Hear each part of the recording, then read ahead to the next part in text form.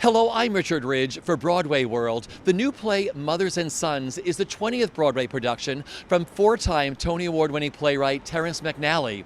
Under the direction of Kaller, it stars Tony and Emmy Award winner Tyne Daly, Frederick Weller, Bobby Steggert, and Grayson Taylor. And I'm here at Sardi's to celebrate with the company on opening night.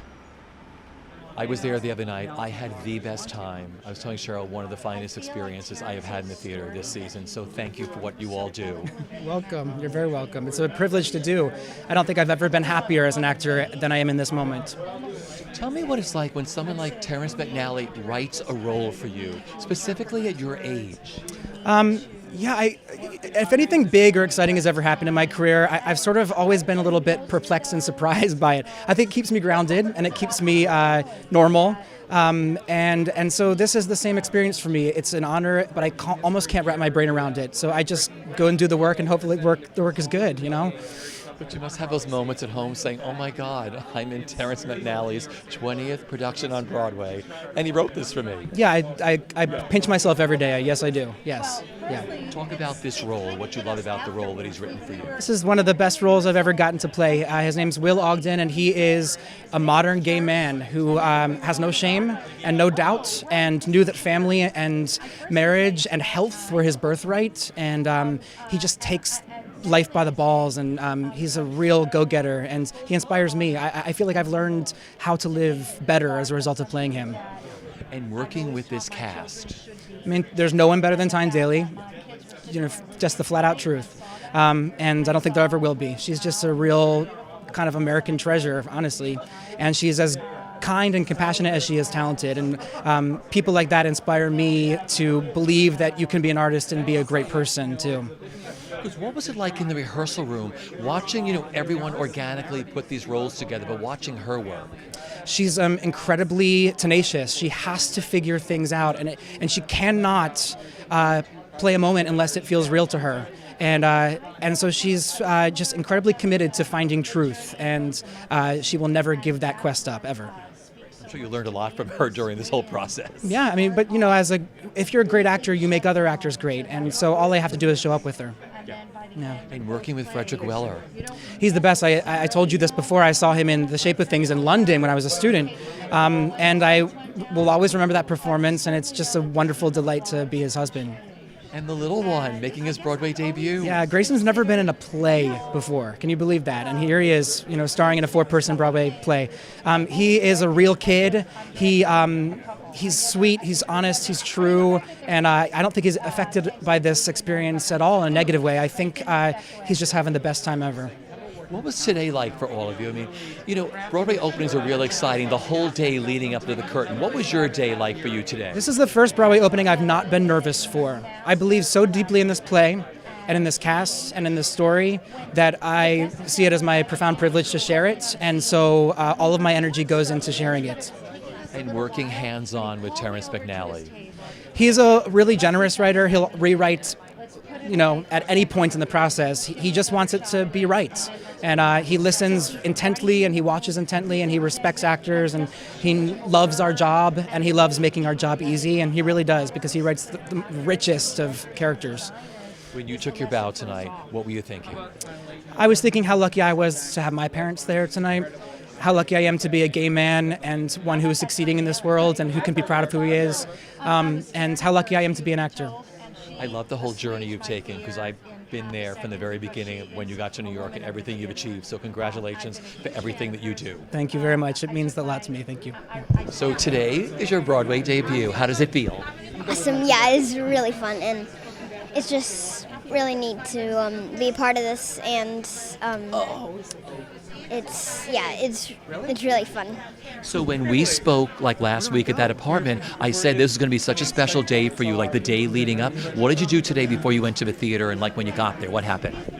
Well, I stepped into my dressing room and I was like, oh my goodness, because there's tons of stuff everywhere. Yeah, it was really cool, and it was really fun. And what was the show like tonight? It was, it was really good, and all the other actors were awesome, as they always are, and I think the show went great, and the audience was really good, and yeah, it was really good. What's been the best part of this whole experience for you with doing this show? Is it meeting the actors? Is it doing the lines? What's the best part for you?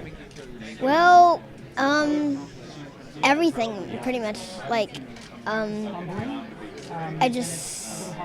it's all. You love it all, right? Great. Yeah, it's awesome, and So my final question is, when you took your bow tonight, what were you thinking? I was thinking, I can't believe that I'm here and on the stage and working with these great actors. It's opening night. How do you feel tonight? I feel great right now. I feel great. It was a great show and a great audience, and it's good to be open. Tell me what it's been like working on this show. We spoke very early on in the process. What has it been like? It's been a great process. We have a wonderful director who's extremely helpful. I had one take on the play when I first read it, and that take sort of changed on a daily basis. I mean, I learned something new every day. And of course, working with Tyne is a learning process as well, because she's the best. So I was going to say, what was it like working with her in the rehearsal process? Because she dissects everything and has to figure out each moment, right, of why it works to play it, right? Yeah, I mean, she's always working. She's always exploring. There's no time wasted. She's trying new things, wants to get it right. But she's also very supportive. She's there for you. You know, it's nice to be on stage with somebody who's great, and also you feel like she has your back. And working with Bobby. Yeah, Bobby's terrific. He's really remarkably good, especially considering how young he is. And he's also very alive. And you know, I mean, he's done a lot of plays. He's extremely experienced, despite his youth. And the little one making his Broadway debut. Oh, that kid's incredible, right? Am I allowed to say how old he is, or do you have to? Do they like keep that a secret? He's 8. I mean, the kid's phenomenal, and he hasn't made a mistake yet, and he's the audience. He's got the audience in the palm of his hand. It's great. And talk about this role. What a beautiful role Terrence has written for you. What you love about him. It's an amazing role. It's an amazing role because the character Cal is a very, very good person, but he's not dull. He's complicated, and his goodness comes from these ghosts, comes from his past, but he changes during the course of the play, and something has to eventually come out of him that he doesn't feel comfortable with, which is his anger. So it's an amazing character to start. It's got a beautiful arc, and there's humor, and it's moving. It's really everything you want in a character. And the play itself, what an important play. I mean, there's so many wonderful issues that Terrence deals in this. It's a very important play, but also an extremely engaging play.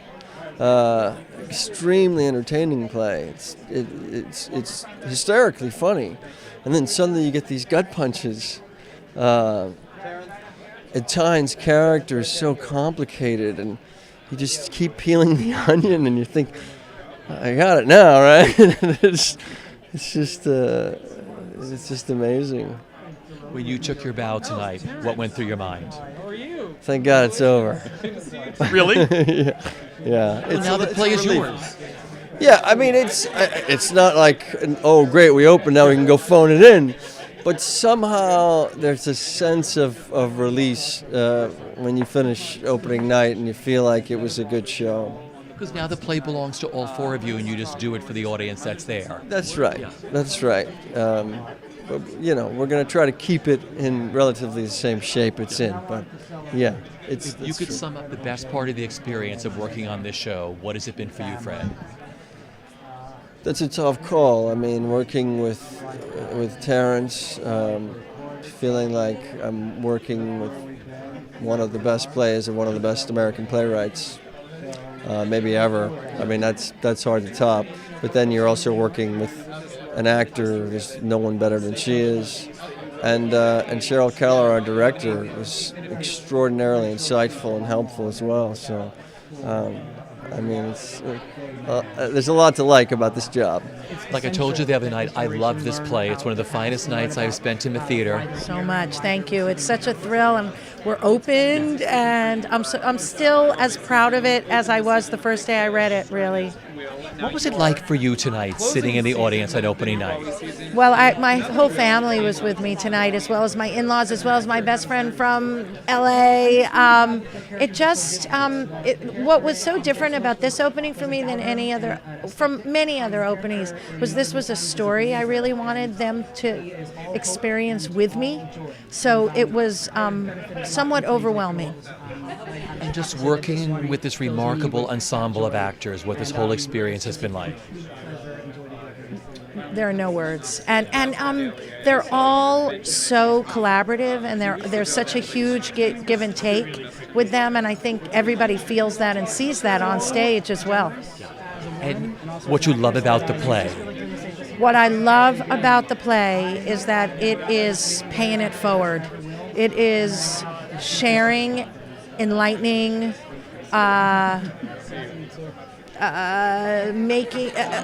telling a story that needs to be told to people who agree with it, and then will go out and fight for these rights in places that they're not, or share it with people that don't know a thing, what happened then, and how people continue to suffer from the repercussions. And working hands-on with Terrence McNally. Working hands-on with Terrence McNally is the single most hugest, magnificent gift in the world. How do you feel after, I talked to you on the carpet before, sitting there tonight with all of your friends and family, how did you feel tonight? Loved and nervous both. I mean, my life was there, and really, that's why I didn't know I was going to speak at the curtain, but seeing both Zoe Caldwell, as I said, made me want to write plays, and Elaine May taught me how to. I want to acknowledge them, and theater, it's alive, passing of the torch, whatever. And I was just so glad we had an audience of Broadway theater people there. We were short on the movie, TV celebrity, but very big on the depths of theater people. From the theater end. Yes. So this is such an important play of yours, and it didn't take you that long to write, did it? No. This came from the heart, this play, right? Tell me. Well, I hope they all come from the heart, but some just come out quickly. I wrote this play, I think, in under 2 weeks. I don't remember because I was kind of sick when I wrote it. I had the flu. My husband was in London. I was alone in the apartment feeling sorry for myself and walking the dog with a fever, but this play just kept coming out. And then after we did it at Bucks County this summer, I finessed it and did some more work to it. But the amount of time you work on a play bears no relation to how they turn out. I've worked on plays for 3 years and they didn't turn out well. And Frankie and Johnny is pretty much a first draft. And Masterclass is definitely a first draft, And other plays, Lips Together, Teeth Apart, huge rewrites. Love, Valor, Compassion, huge rewrites. The Ritz, oh my God, no play's been rewritten more, so you can't relate them, But when you're writing for someone like, you wrote this for Tyne and Bobby, does it make it easier when you're writing for an actor, a certain actor in mind? Well, it helps me to hear how the lines are going to be spoken and interpreted, but they do it even better than I imagine they will. So. But it doesn't make it easier. It makes it more joyful, perhaps. Talk about this but wonderful that doesn't mean they're going to be in it. Bobby could read it and say, "Oh, thank you. I've got another gig." Tyne, there's no guarantee. So. But what a cast that you've got on this. Tell me what it was like working with them in the rehearsal room and working with your director. Great. It's been a happy play. Yeah. Love the director, love the cast. Just been a happy play. So, even though it's about some unhappy things, sometimes it's just the right people in the room, and this play had that. The 4 actors who should be creating these roles, because they now have set a footprint for who these 4 people are. You know, it's funny, when you leave this play, I took my cameraman, who's 22 years old. I wanted to take someone from a different generation. He absolutely adored this, and we all had a different reaction of how we thought the ending was going to be. And I spoke to a few other people. That was so exciting to go out afterwards and sit with a group of people to discuss what we thought happened at the end. What's it like for you as a playwright? I love that. Yeah. Of course you love that. Yeah. You don't want it. Life is not neat and tidy. Beautifully put. Thank you. It's good to see you as always, sir. I'm exhausted. Are you blind now, Tyne? No. I was blind before. Talk about opening night. I was at this play. I took him. He's 22 years old to see the show Wednesday night. I have shoes that are younger than you. I mean, older. But Paul, I wanted to take someone from a younger generation to react to this play. And? He had the best time. I have to talk to you instead. It's meant to. The play is meant to be for everybody. It's not an AIDS play. It's not a boy play. It's not a mom play. It's not a kid. It's meant to be for a span of generations, because what's happened in the United States of America in the last 35 years is a bunch of generational responses. So I think I'd have to talk to Terrence about who's too young to come to the play. People who are under 11, I'd say. But smart 11, it's real interesting. It's chock full of stuff, but there is sort of the granny, the man who was closeted half of his life and now is out, a man who's always been out, and the innocent, the kid. So it's beautifully made by Terrence to be inclusive. What has it been like working on Terrence's play when it's written for you and working with this remarkable ensemble of actors? It's been a very fine working experience, and it's wonderful to have the playwright in the room. There are folks who say, never work with anybody but a dead playwright, because you don't have to bother with them and their stuff. But Terrence is so focused and so generous and so much loves actors that he's one of the players. He's part of the playing team. So if you have something that works, he encourages, and if you have something you're questioning, he encourages, and if you have something you're rejecting, he encourages. He's and he works with you.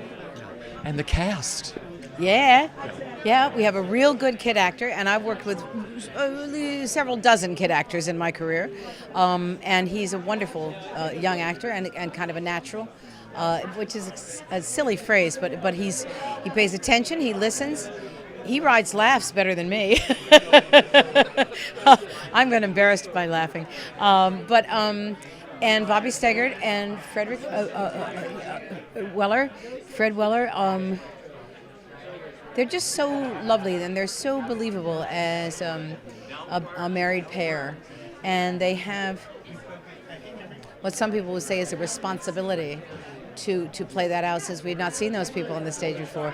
Terrence has done a lot of homosexual men on the stage, but never these guys, and so they're beautiful together, I think. Thank you for a gorgeous night of theater. Thank you. The best time. Good to see you, my love, as always. Have a good time tonight.